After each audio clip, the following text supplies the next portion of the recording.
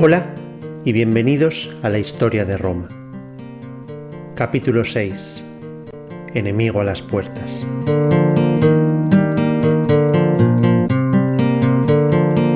En el año 509 a.C., Roma expulsó a su último rey y confeccionó la forma de gobierno que mantendría durante los siguientes 5 siglos. Además, Roma había superado las 2 primeras contrarrevoluciones e intentos de volver a la monarquía, la última de las cuales, el ataque de Veyes y la batalla de la Selva Arsia, se había llevado por delante la vida de Lucio Junio Bruto, el líder revolucionario y primer cónsul de Roma. Sin embargo, mientras los romanos volvían victoriosos a su ciudad a elegir a nuevos cónsules y los vellentinos se retiraban derrotados, el antiguo rey, Tarquinio el Soberbio, que había sobrevivido a la batalla, no estaba dispuesto a darse por vencido ni a renunciar a recuperar la corona que le había pertenecido. Tras la derrota de Veyes, Tarquinio el Soberbio se refugió en la ciudad de Clusio, bajo la protección de su rey, Lars Porsena. Clusio, actualmente Chiusi, es una ciudad italiana que se encuentra a 160 kilómetros al norte de Roma. En aquel momento pertenecía a los etruscos. Clusio disponía un gran ejército y su rey, Lars Porsena, una temible reputación. Tarquinio suplicó a Porsena que atacara a los romanos, alegando que no podían permitir que se extendiera la idea de que el pueblo podía desterrar a los reyes y que los reyes debían defender su autoridad con tanto ímpetu como sus súbditos luchaban por la libertad si es que querían conservar sus coronas. Lars Porsena, al igual que la ciudad de Veyes, consideró un honor para su nación la presencia de un etrusco en el trono romano, y sin duda, atraído también por las riquezas de Roma, accedió a avanzar su ejército hacia el sur.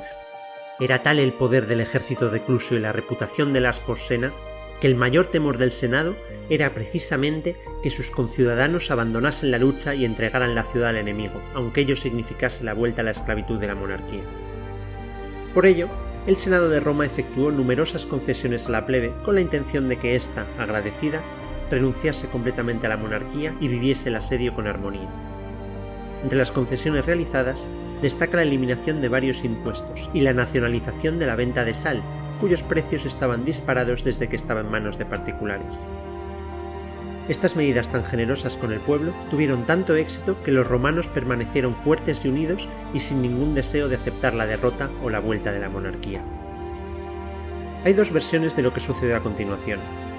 En la primera, que conocemos por Tito Livio, el historiador romano, Lars Porsena invadió la ciudad de Roma y fue exitosamente rechazado.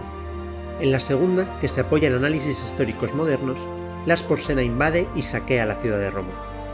Sin embargo, dado que la primera versión es la que se contó durante milenios en la propia Roma, en este podcast estudiaremos ambas versiones. Según la tradición legendaria, Lars Porsena, en defensa de su colega, el rey etrusco Tarquinio, marchó hacia el sur y fue avistado por las fuerzas romanas en la orilla del río Tíber, en el puente Sublicio. Los romanos que guardaban el puente, al ver el tamaño del ejército etrusco, quisieron inmediatamente huir a la otra orilla y protegerse en la ciudad. Un solo soldado romano, llamado Horacio Cocles, tras reprender a sus compañeros por su cobardía y al ver que era imposible impedir su huida, les ordenó destruir el puente mediante el fuego o la espada, mientras que él solo se enfrentaría a todo el ejército de Porsena. Solamente 2 hombres, avergonzados por este discurso, se quedaron para combatir con él. Sus nombres eran Espurio Larcio y Tito Herminio. Los 3 hombres cargaron contra el enemigo y sostuvieron un breve pero intenso combate. Al retirarse para tomar aire y al ver que el puente estaba casi totalmente destruido, Horacio Cocles instó a sus compañeros a retirarse mientras que él continuaba reteniendo al enemigo. Horacio retó entonces a los jefes etruscos a un combate singular, burlándose de ellos por ser únicamente esclavos de reyes tiranos que se atrevían a molestar la libertad de los romanos. Mientras los etruscos, aturdidos, trataban de averiguar qué debían hacer con este soldado loco y valiente, pero claramente suicida. Mientras tanto, los otros romanos continuaban destruyendo el puente. Al final, la vergüenza les llevó al combate, y elevando un grito lanzaron sus jabalinas a la vez sobre su único enemigo. Horacio las detuvo con su escudo rectangular y con resolución inquebrantable mantuvo su lugar en el puente con los pies firmemente plantados. Finalmente, los etruscos decidieron cargar para moverle de su posición, cuando el fragor del puente al romperse y el grito de los romanos al ver cómo conseguían su propósito suspendió el ataque y les llenó de un pánico repentino. Entonces, Horacio saltó al río y nadó ileso hasta la otra orilla, salvando la ciudad y marcando su nombre en el panteón de los héroes romanos. Lo único que perdió Horacio en la batalla fue uno de sus 2 ojos, de ahí su apodo, puesto que Cocles significa tuerto. Esto, sin embargo, impidió que el héroe pudiese ser nunca elegido cónsul, como si lo fueron los otros 2 héroes de la batalla, Espurio Larcio y Tito Herminio, que resultaron ilesos. Cabe remarcar que esta leyenda guarda numerosas similitudes con la historia de los Horacios y los Curiacios.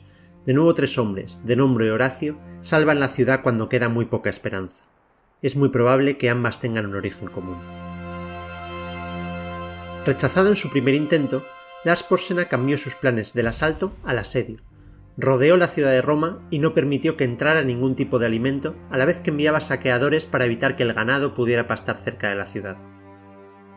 El cónsul, Publio Valerio Publícola, que había sido nombrado por segunda vez, junto con su colega, Tito Lucrecio, y los 2 héroes del puente Sublicio, Espurio Larcio y Tito Herminio, idearon una trampa para acabar con los saqueadores. Dejaron salir el ganado a pastar mientras Tito Herminio y Espurio Larcio se ocultaban con algunas tropas. Los saqueadores cruzaron el río dispuestos a hacerse con todo el ganado, y enseguida se encontraron de frente con el ejército comandado por los cónsules y rodeados por la espalda por las tropas escondidas. Esta estratagema funcionó para acabar con los saqueadores, pero el asedio se mantuvo y pronto el hambre comenzó a hacer estragos en los ciudadanos romanos. Había un joven noble, Cayo Mucio Scévola, que demostró su valor y aseguró la victoria final para Roma. Cayo Mucio consideraba una vergüenza que Roma nunca hubiese sido asediada durante la monarquía y ahora que había libertad y dependían de ellos mismos, estuvieran sufriendo un largo asedio. Por lo tanto, decidió tomar cartas en el asunto. Tras obtener autorización del Senado para no ser tomado como un desertor, salió de Roma cruzando el Tíber a nado y se dirigió al cuartel general del enemigo y esperó una oportunidad para atacar. El objetivo era asesinar al mismísimo Lars Porsena. Sucedió que era el día de la paga de los soldados, y el rey y su secretario, vestidos casi exactamente iguales, estaban ocupados con los soldados que llegaban sin cesar. Mucio Scévola quería asesinar al rey, pero no sabía cuál de los 2 hombres era Lars Porsena, y por supuesto no podía sin más preguntar cuál de ellos era sin descubrirse. Por tanto, eligió a uno de los hombres al azar, sacó un puñal de su túnica y se lanzó a asesinarle. Por desgracia para él, escogió erróneamente y asesinó por error al secretario del rey. Mucio Scévola fue apresado y arrastrado ante el conmocionado Lars Porsena. «Soy un ciudadano de Roma», dijo. «Los hombres me llaman Cayo Mucio. Como enemigo quería matar a un enemigo, y tengo suficiente valor como para enfrentar la muerte con tal de lograrlo. Es la naturaleza romana actuar con valentía y sufrir con valentía. No soy el único en haber tomado esta resolución en tu contra. Detrás de mí hay una larga lista de aspirantes a la misma distinción. Si es tu deseo, prepárate para una lucha en la que habrás de combatir cada hora por tu vida y encontrar un enemigo armado en el umbral de tu tienda. Esta es la clase de guerra que nosotros, los jóvenes romanos, te declaramos. No temerás las formaciones, no temerás la batalla, es solo cosa entre tú y cada uno de nosotros». Así, Mucio dijo al rey que los romanos no habían declarado la guerra a los hombres de Clusio, sino a Porsena en persona, y que él no era más que el primero de una larga lista de asesinos que no se detendrían hasta la muerte del rey. El rey, desconcertado por esta idea, ordenó que Mucio fuera quemado vivo, y se encontró aún más desconcertado con lo que Cayo Mucio hizo a continuación. El romano metió la mano derecha en el fuego que ardía en el altar cercano, y declaró que esa era la consideración que los romanos tenían por sus cuerpos, y que el rey debía recordar lo que le esperaba. Mucio Scévola dejó la mano en el fuego, quemándose, sin mostrar ninguna sensación, y llenando de terror a todos los que le veían. Lars Porsena estaba como mínimo impresionado y muy asustado. Permitió que Cayo Mucio quedara libre, elogió al hombre por su valentía y, no deseando vivir su vida bajo una sentencia de muerte por un puñado de asesinos patriotas psicóticos, hizo las paces con los romanos, levantó el sitio sin haber tomado nunca la ciudad. Fue en ese momento cuando Cayo Mucio ganó el sobrenombre de Scévola, que significa zurdo, puesto que perdió completamente su mano derecha. Es gracias a esta leyenda que existe la expresión poner la mano en el fuego. Esta era la leyenda oficial. Sin embargo, otras fuentes no romanas cuentan una historia diferente, mucho más plausible. Según esta otra versión, Lars Porsena tomó Roma en los turbulentos años posteriores a la fundación de la República y estableció un gobierno títere. Esto parece razonable en el sentido de que los etruscos de Clusio eran mucho más fuertes y estaban mucho mejor equipados que los romanos en aquel momento. El resto parece pura leyenda. tanto las súplicas de Tarquinio el Soberbio como las leyendas de valentía individual romana. La agitación demográfica en Italia en torno al año 500 a.C. había provocado un distanciamiento entre Etruria y sus socios comerciales griegos del sur. La conquista de Roma por los etruscos fue solo un paso en el proyecto mayor de mantener la seguridad de las rutas comerciales, subyugando toda Italia central. Los etruscos fueron finalmente derrotados por un ejército de latinos aliados y fueron expulsados hacia el norte, resultando finalmente en la liberación de Roma. Las comunidades latinas salieron fortalecidas del enfrentamiento y Roma debilitada, lo que desencadenó una gran confrontación por el control de Italia central. Durante los años finales de la monarquía, Roma había dominado todas las comunidades latinas, pero ahora Roma estaba debilitada y los latinos, especialmente los sabinos, intentaron aprovechar esta debilidad para recuperar una mayor independencia. En los años posteriores, Roma continuó eligiendo cónsules, entre los que se encontraban los valientes Espurio Larcio y Tito Herminio, héroes del Puente Sublicio, y Publio Valerio Publícola, que fue elegido hasta en 4 ocasiones antes de su muerte.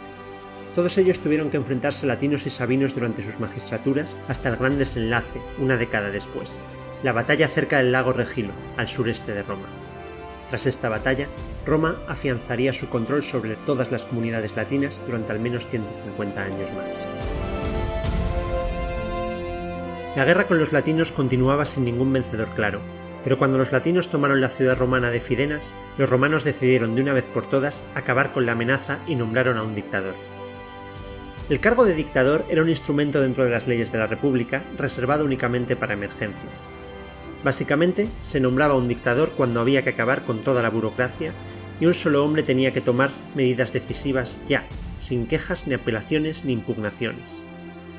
Según la ley, un dictador podía ser nombrado por un mandato de 6 meses, al término de los cuales dimitía y el poder volvía a los cónsules. Al principio de su mandato, el dictador debía nombrar a un segundo al mando, el Magister Equitum, o jefe de caballerías, que no rendía cuentas a nadie salvo al propio dictador. Los romanos estaban lo suficientemente angustiados por la hostilidad de los latinos como para utilizar por primera vez esta extraordinaria solución para dirigir un ejército contra una amenaza extranjera. Técnicamente, el nombramiento del primer dictador romano había sucedido 2 años antes, un hombre llamado Tito Larcio, pero en aquella ocasión los sabinos se sintieron tan asustados porque los romanos recurrieron a tales medidas que simplemente se retiraron y no se produjo ninguna batalla. Tito Larcio enseguida devolvió sus poderes y no tuvo ninguna relevancia posterior. Esta vez, sin embargo, los latinos no se amedrentaron y los romanos nombraron dictador a Aulo Postumio, que lideró a los romanos en la batalla junto con su jefe de caballerías, Tito Ebucio. La batalla tuvo lugar junto al lago Regilo, en la comarca de Tusculum, a unos 25 kilómetros al sureste de Roma. Tarquinio el Soberbio, por supuesto, se había mudado allí donde existiese una oportunidad para derrotar a los romanos, y ahora vivía junto con su hijo Sexto en la ciudad de Tusculum, donde su yerno, Octavio Mamilio, era príncipe. Al enterarse los romanos de que los tarquinios combatían en el bando enemigo, combatieron con aún más fiereza que nunca. En esta batalla, los líderes de ambos ejércitos se enfrentaron personalmente. Octavio Mamilio, el líder tusco y yerno del antiguo rey, se enfrentó personalmente a Tito Ebucio, Magister Equitum romano. Ambos se clavaron sendas lanzas que les incapacitaron para el combate. Al ver caer al segundo al mando romano, Sexto Tarquinio, el hijo del antiguo rey, tomó el mando de las tropas latinas y se puso al frente de ellas para hacer retroceder al ejército romano. Al ver esto, Marco Valerio, el hermano de Publícola, cargó directamente contra él, deseoso de obtener parte de la gloria de su hermano en la expulsión de los tarquinios. Lo único que obtuvo fue una lanza por la espalda y una muerte en la batalla. El dictador, Aulio Postumio, fue el que encontró a Sexto en batalla, derrotando para siempre al hijo del rey. Entonces, Tarquinio el Soberbio cargó directamente contra el dictador romano, pero el antiguo rey, debilitado por la edad, fue herido en el costado y retirado del campo de batalla por los suyos.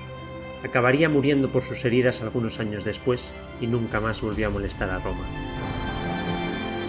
Aulo Postumio condujo al ejército a la victoria sobre los latinos, y a continuación, en un notable alarde de lealtad constitucional, abandonó los poderes de la dictadura absoluta y restituyó a los cónsules a sus legítimos cargos. La notable renuncia al poder demuestra tanto el honor personal de Postumio como hasta qué punto Roma en su conjunto probablemente habría clamado por su asesinato si se hubiera considerado permanecer en el poder. La monarquía estaba realmente muerta, y aunque se nombrarían dictadores de forma intermitente durante los siguientes 450 años, no fue hasta Julio César que un dictador romano no dimitió por voluntad propia, terminando así con la República. La victoria en el lago Regilo subyugó a los latinos, que se convirtieron en aliados romanos durante los siguientes 150 años, y tras la Guerra Latina empezó un periodo de relativa paz para Roma. Además, la muerte de Tarquinio el Soberbio alegró grandemente al pueblo romano. Ya no había nadie cuyo único empeño era restaurar la monarquía en Roma. Sin embargo, la falta de un enemigo exterior llevó al exceso a los patricios. Si anteriormente el Senado se había prodigado en los derechos para evitar que los romanos desertasen y se uniesen a las filas de Porsena, ahora empezaron a cometer injusticias contra los plebeyos. La próxima semana veremos cómo reaccionaron los plebeyos contra estas injusticias y cómo se produjo así la primera huelga de la historia, con la que los plebeyos recuperaron sus derechos.